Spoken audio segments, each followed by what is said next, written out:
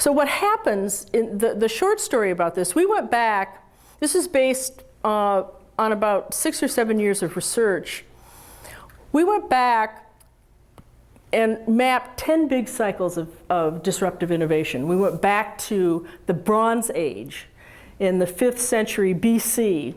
and looked at the new technologies there, which were writing.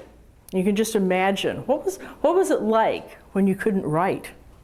And then what happened when writing became adopted in society and all the other things that came after that. And so the story is that in these big cycles of disruptive innovation, you get new technologies. The new technologies begin to grab hold. You begin to get surges of new technologies. The technologies then impact the economy, and the economy goes through a big structural shift, which basically means it changes along all the major dimensions of whatever that economy is. What jobs are, how organizations are structured, what happens in capital markets. And then what happens after that is you continue to get new technologies, surges of new technologies. And where we are today, if you look at that blue line, all the social institutions begin to fail. And that's what we're experiencing today: healthcare, education, the criminal justice system, the governmental systems. How many of you are having this sense today that things seem to be falling apart? Is there anyone who thinks things aren't falling apart? It's always fun to hear from the contrarian. It's amazing when you think about it.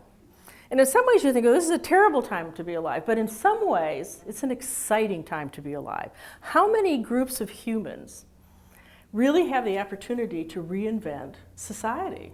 We haven't had a disruptive cycle of innovation this big since the Middle Ages, 1,000 years ago.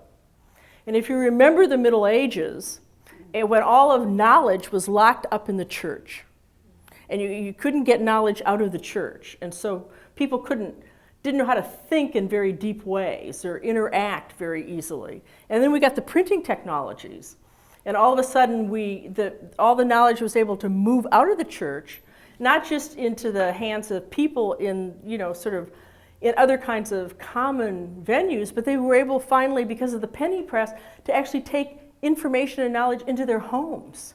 That totally transformed society, how people thought about themselves, their whole sense of human identity completely changed. And what they did after the Middle Ages was they had a renaissance. So what we actually have before us, we actually have the opportunity to have another renaissance. Now, I think that's exciting.